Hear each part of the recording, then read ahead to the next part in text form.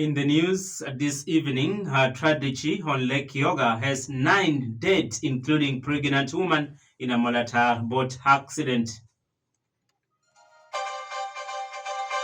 A Molatar Catholic pilgrims urge to shun political division, embrace mercy and unity.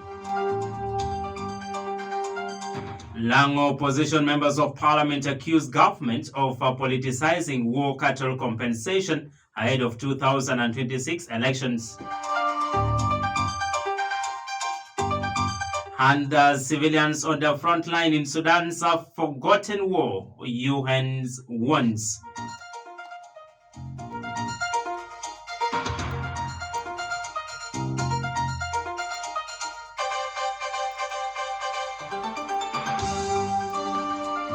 Listener, a very good evening once again, and thanks for joining this edition of the news. I'm Steward Bua, and the news in detail.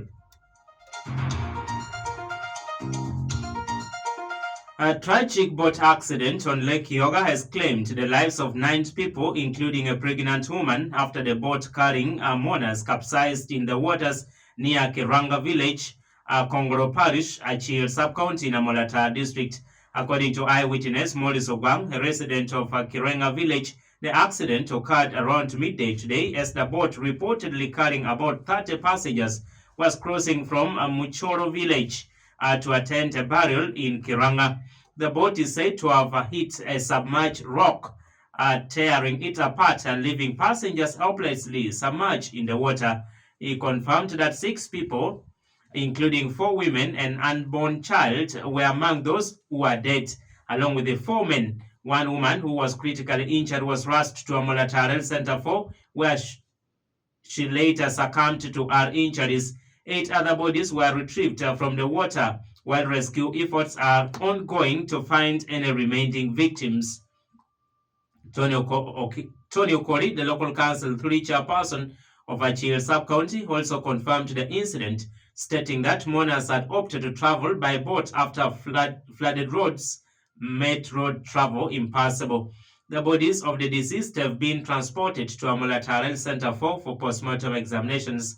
Local authorities, residents, and rescue teams continue the search and recovery efforts as the community mourns the loss of the life in what is being described as one of the deadliest boat accidents in the district in recent years.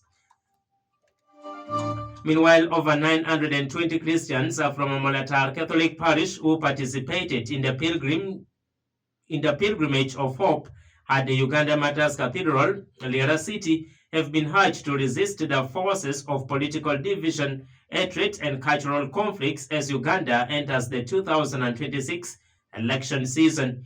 During a Thanksgiving Mass to welcome the pilgrims, Reverend Father Sunday Lawrence Ogwang, the curate of Lira Cathedral Parish and the main celebrant of the Mass, called on the faithful to let the experience of the pilgrimage strengthen their sense of unity, mercy, and spiritual renewal. He said, as Christians, they should not let politics or cultural leadership conflicts divide them, saying the journey of hope is meaningless without mercy. The pilgrims had traveled to Lira to walk through the door of mercy, a symbolic gesture of the spiritual cleansing, reconciliation, and hope as part of their Catholic devotion. Thomas Okot, the chairperson of the laity of Amolatar Catholic Parish, speaking on behalf of the pilgrims, thanked the faithful for their sacrifice and the commitment to deepening their faith through the pilgrimage. He remarked that such a pilgrimage help the Christians grow stronger in their faith in Christ. He thanked Bishop Right Reverend Santos Lino Wanok for his excellent stewardship and guidance. Meanwhile, Vincent Collins Sotile, the charismatic coordinator for Amolatar Catholic Parish, emphasized the need for the spiritual renewal experienced during the pilgrimage to translate into peace and transformation within the community. He urged the pilgrims to return and become creators of peace, and for the community to feel the impact of this journey of hope. The pilgrimage of hope comes at a critical time when Uganda's socio-economic political landscape is eating up ahead of the 2026 general elections, with its church leaders across the country increasingly calling for peace, tolerance, and unity among citizens.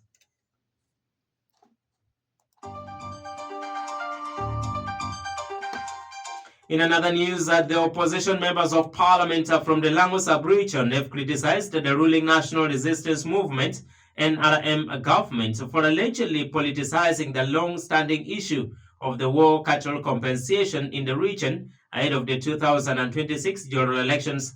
Speaking to the media this week, a Kyoga County Member of Parliament Moses Okot-Bitek expressed a deep disappointment over plans to take a delegation to meet President Yoweri Kaguta Museveni at State House to discuss the compensation modalities.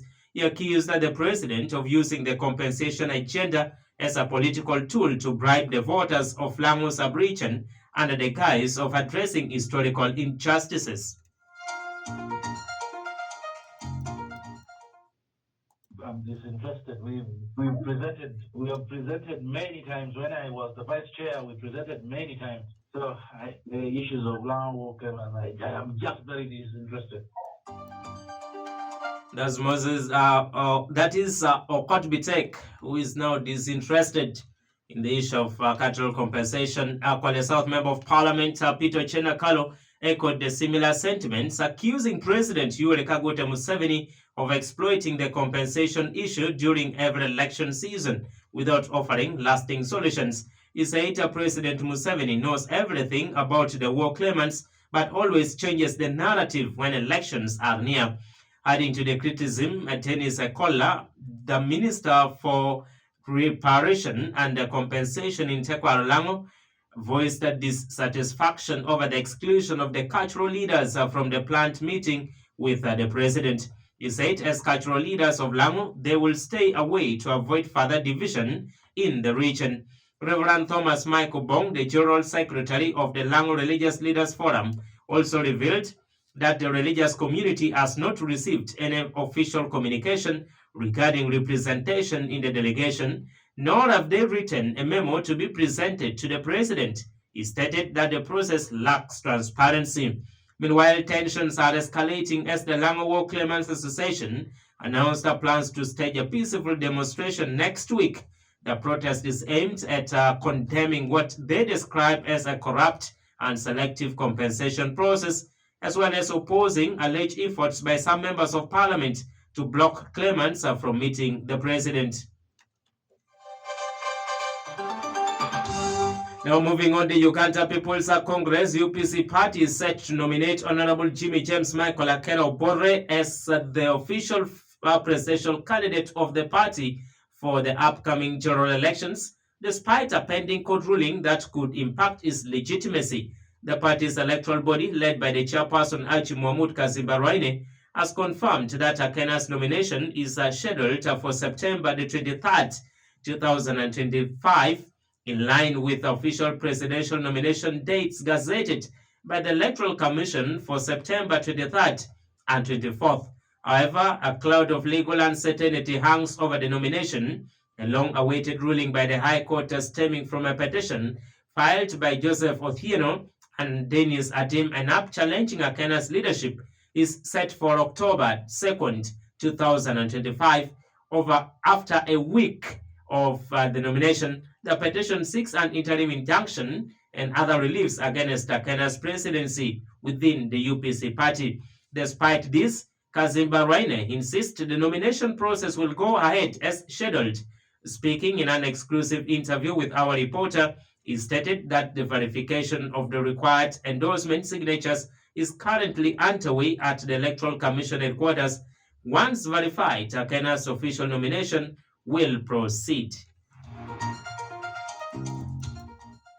First of all, it cannot affect the nomination because the case is the case. It can go either way. And the date for nomination cannot be changed. If he gets nominated and maybe the court rules otherwise, then the Electoral Commission will know what to do. As long as the court has not pronounced itself about in one way or another. Right now they are still verifying the signatures. When the signatures are verified, there will be nothing stopping him from being nominated. Legal analysts warn that if the court rules against Akena's legitimacy as the UPC president, the party could face a crisis, potentially being left without a legally recognized presidential candidate. For now, all eyes remain on both the Electoral Commission's next move and the upcoming court decision. You are listening to this edition of the news coming your way from Radio 89.8 FM, located here in Lira City.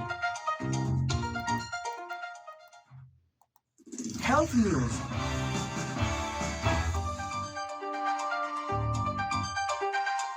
Doctors at the Uganda Cancer Institute, UCI, are reporting a disturbing trend. An increasing number of Ugandan women are developing lung cancer despite having no history of cigarette smoking, long regarded as the disease's leading risk factor. Dr. Najib Bogere, a medical oncologist at the UCI, told our reporter that their team recently followed a group of women diagnosed with lung cancer and discovered lung damage similar to that found in long-term smokers. Upon a closer review, most of the patients were found to have been exposed to firewood smoke from early childhood, some as young as 8 years old. In many Ugandan households, especially in rural areas, cooking is done over open fires using wood or crop residue without adequate ventilation, and ash release microscopic particles that remain suspended in indoor air for hours and penetrate deep into the lungs, where they can trigger inflammation, chronic respiratory disease, and cancer. Bogere emphasized that even when firewood smoke is not visibly thick, the fine particles can cause long-term damage, and that by the time symptoms like persistent cough and breathless situations appear, the disease may already be advanced.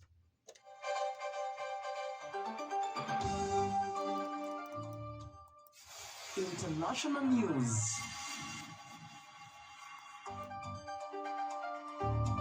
Now in the world news, civilians are bearing the brunt of the Sudan's vicious civil war extends and intensifies. The United Nations has warned. The United Nations Human Rights Office said in a report released today that civilian deaths and ethnic violence rose significantly as the war passed its 2-year anniversary during the first half of 2025. The same day, reports said that dozens were killed by the paramilitarians in an attack on a mosque in Darfur. At the rate of civilian deaths across Sudan has increased, the report says, with 3,384 civilians dying in the first 6 months of the year, a figure equaling 8% of the 4,238 civilian deaths throughout the whole of 2024. The report further revealed that several trends remained consistent during the first half of 2025. Continued war and abuses, including sexual violence, indiscriminate attacks, and the widespread use of retaliatory violence against civilians, particularly on the ethnic basis, targeting individuals accused of collaboration with opposing parties.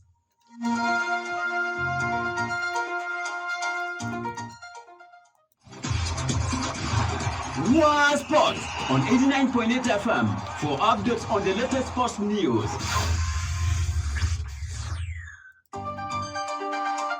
Former Newcastle United striker Alan Shearer has claimed Manchester United manager Ruben Amorim could lose his job after the Chelsea game on Saturday. United hosted the Blues at Old Trafford, looking to pick up only their second win this season. If results go against Amorim's men, they could drop into the relegation zone. The Red Devils are currently sitting in the 14th place with 4 points after the 4 games. But Amorim has insisted he will stick by his 3-4-3 philosophy of the game.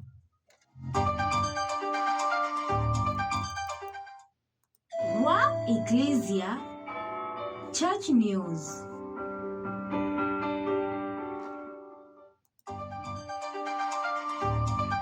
In the church news, God has offered the Holy Family as a perfect model to help our families in their difficulties. Pope Leo XIV suggested in his remarks on Friday in the Vatican to the participants in the Jubilee meeting organized by the Latin American and the Caribbean Episcopal Council on the future of the family. Recalling the meeting has been discussing the future of the family in the context of the Jubilee of Hope. The Pope focus is a discourse on the three words, Jubilee, Hope, and the family.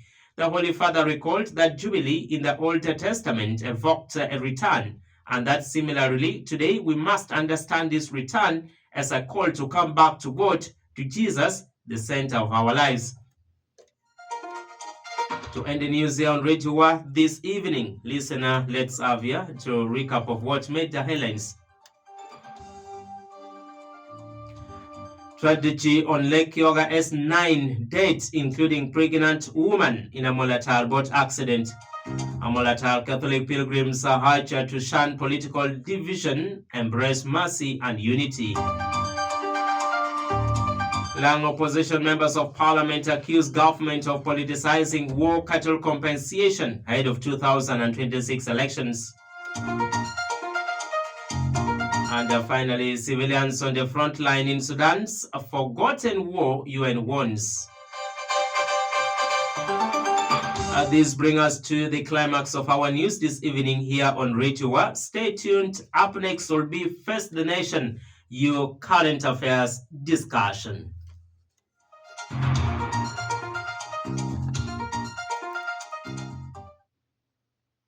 That was the news on 89.8 FM, Radio Bua.